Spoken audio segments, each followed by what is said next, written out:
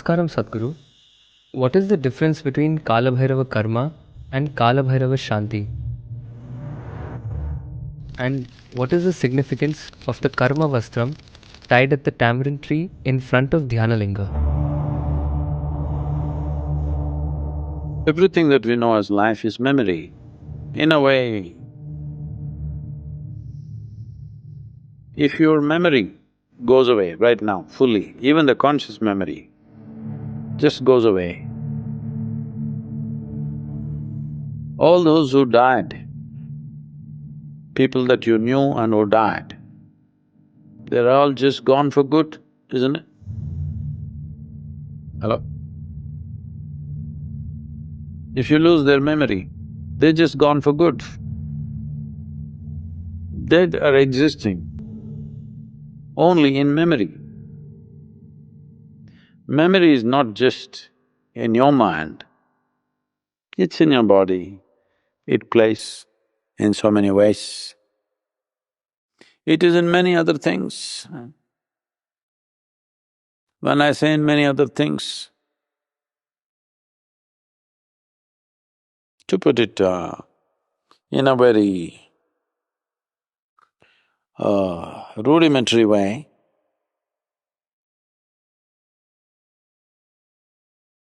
if you walk this way, if you bring a dog, just by smelling the floor, it knows you were here. So you're leaving puddles of memory, yes or no? So, when you walk, you're leaving puddles of memory. That's why a dog is able to trace it down. Up to 3, 4 days, sometimes even longer, if no disturbance has happened, much longer, it can trace it out. If you just walk, where your contact with the floor is just what, maybe a few seconds, if you're leaving puddles of memory for a creature like dog to figure it out, where you're sitting, how much memory do you think you're leaving? Huh? Big. So the clothes that you're wearing right now, that's in touch with your body, how much memory do you think they're carrying? If you walk like this, where for a few seconds your feet touches the ground, if you're leaving memory like that, which lasts for days on end, if nobody interferes with it, if no other overlaps happen, it will last much longer. If that is so, where you're sitting, the clothes that you're wearing, the place that you sleep, how much memory must be there? So, this memory, they may be gone, they may be even dissolved, we don't know.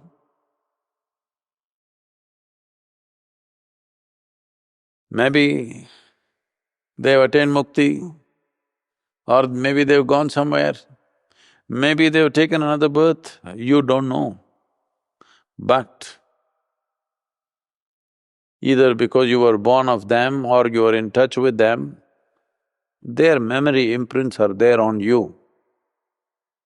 So one important aspect of karma is you must become free of this, it's very important. Becoming free of memory and losing your memory are two different things. If you lose your memory, conscious memory if you lose, this doesn't mean you have become free. It will start working within you in unconscious ways.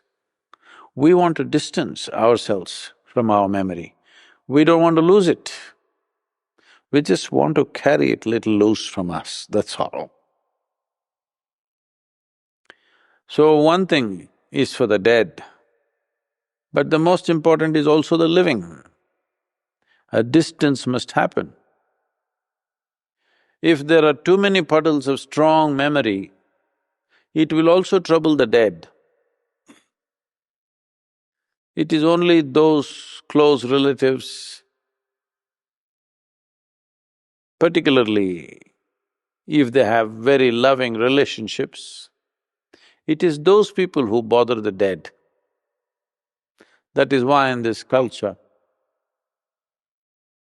when somebody wants to die, they went away to a place where they're never among the family. You don't want to be with your family when you die because till the last moment, these attachments will go on. You want to be away, alone, clearly understanding all relationships we have made in this world are essentially of memory. If memory is wiped out, no relationship exists. To establish a dimension within us, to become conscious of a dimension which is beyond memory, which is life itself. So, for the departed one, we want to shave off as much memory as possible so that their process of liberation becomes smoother, easier, not tangled up here, there, everywhere. We want to release it. This is why culturally there is a thing that all the blood relatives must arrive when somebody dies. Not anymore.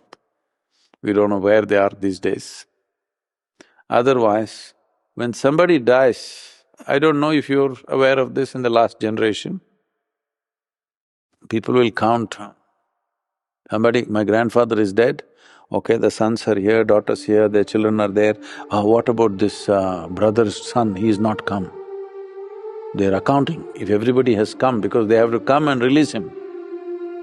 They have to come and in some way wash their memory. They have to see him dead.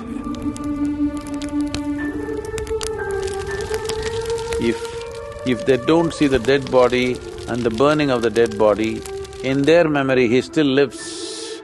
And if he lives there in some way, it doesn't release him. Because this is runanubandha. On the level of the body, on the level of physical dimension, there is memory. So all the things that belong to that person are not given in one place, they're given away in different directions so that the memory doesn't stay in one place. The ashes or the asthi is not put in one place. It is… I know in some places they're putting it in an urn and keeping it forever. No, what we do is, we put it in 3 different rivers so that never they will get together and feel like…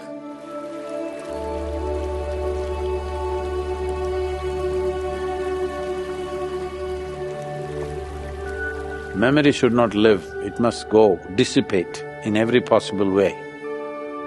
So, things that were in touch with them, their ashes, their everything, are thrown all over the place.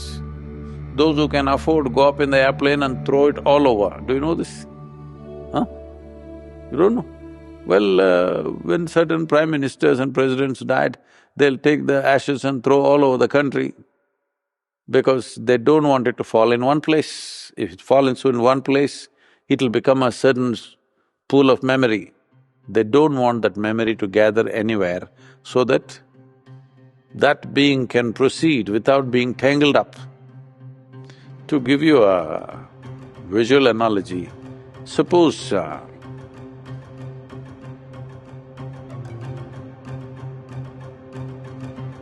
you know, sometimes have you handled the super glue and all that? Did you try to stick something? Huh? Suppose by chance it got here, little bit spilled out, you didn't do it properly, wherever you touch it sticks. Or you got stuck in a spider web, let's say, it holds you in so many places. So the idea is all the points of holding we want to release.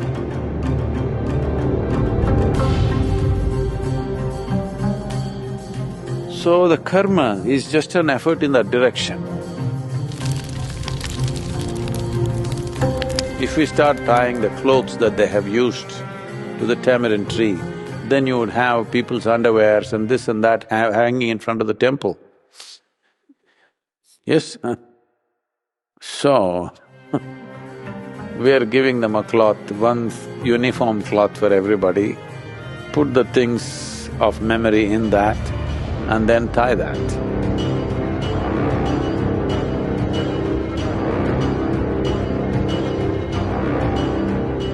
Because nobody knows where all that person's memory is.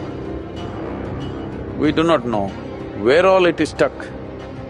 So one simple thing to do is, some whiff of their memory, you put it in a place which is naturally about disentanglement.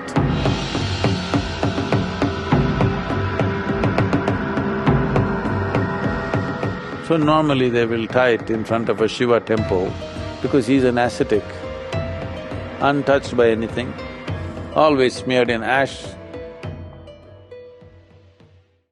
So where that kind of energies are there, you tie that memory there so that everything related to that memory should dissolve.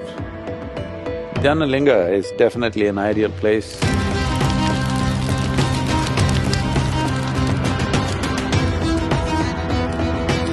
So, essentially this is all as efficiently as possible trying to clean up the memory puddles that a human being has left so that he doesn't have to hang around simply because these memories can hold.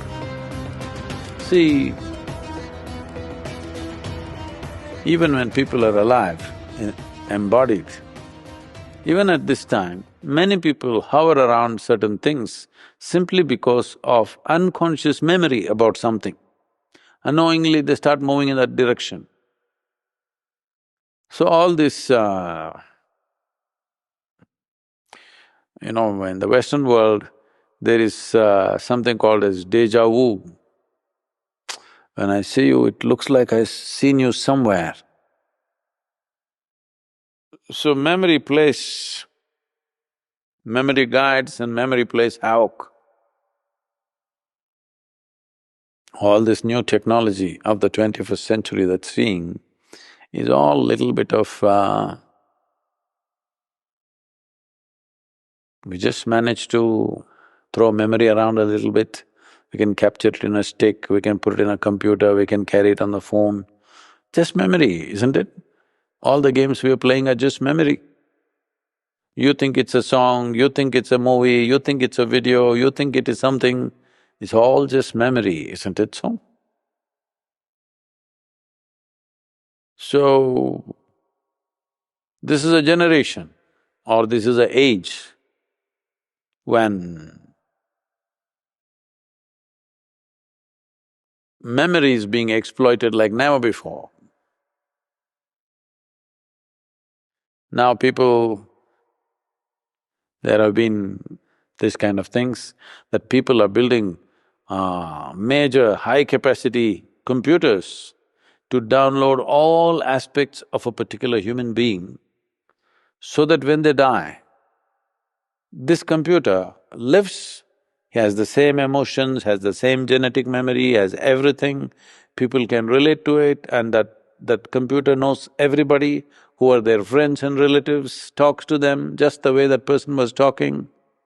These things are beginning to happen now. Playing with memory too much. Here in this culture, we always want to wipe out memory because we know yesterday has a power of its own. If you do not liberate yourself from it, yesterday can rule you tomorrow. Yesterday ruling your tomorrow means tomorrow never came, that's what it means. So, when past repeats itself, that means that which should be dead is living. Someone very forcefully said, leave the dead to the dead. Leaving dead to the dead means not ignoring those who died. It just means what happened yesterday, what happened previous moment. You must always be conscious it's dead. So, here, when people come on their conscious mind, they may be thinking only in terms of how to release their whatever father, mother, grandfather, whoever died. It's not like that. This is just life. This is a living cosmos. In this small bubbles of memory is what you call as individual life. Different levels of memory have become different kinds of creatures. A human being has most complex memory. Because of the complexity of memory, enhancement of abilities have happened, and enhancement of suffering also has happened. Because human beings went through profound dimensions of suffering within themselves, they also started looking, what is the way out of this? Other creatures do not suffer their memory as human beings suffer. Sometimes they suffer a singular memory. There are birds and animals which suffer one memory that happened. Maybe its partner died, or maybe something else happened, they become depressed, like that. They just remember that one thing and they suffer that. But a human being is not like that. He can remember a million small things and suffer million times over, because it's so vivid. Human memory is so much in detail and there is a certain vividness to it, there is a certain reality to it, that it's more real than the real.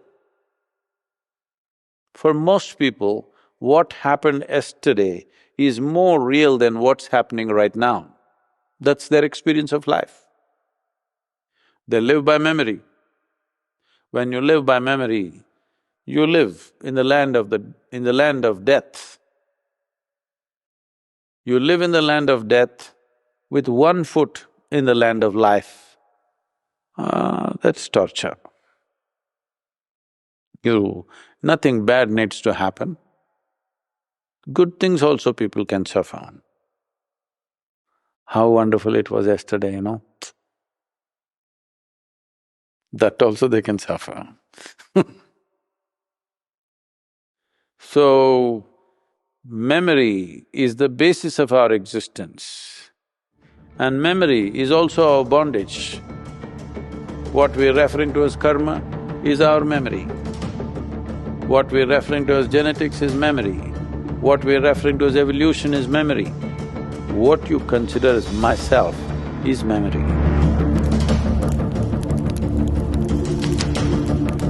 So, both Kala Bhairava karma and kriya are just efforts to mop up as much memory as possible.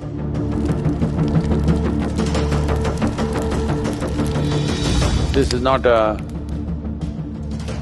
dig and clean, this is just surface mopping.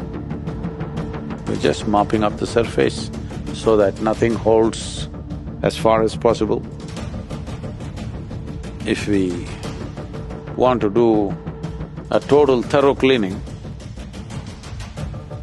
which may not be necessary many times, but with some it may be necessary, but that will need a different level of involvement, both parties. It'll get complicated.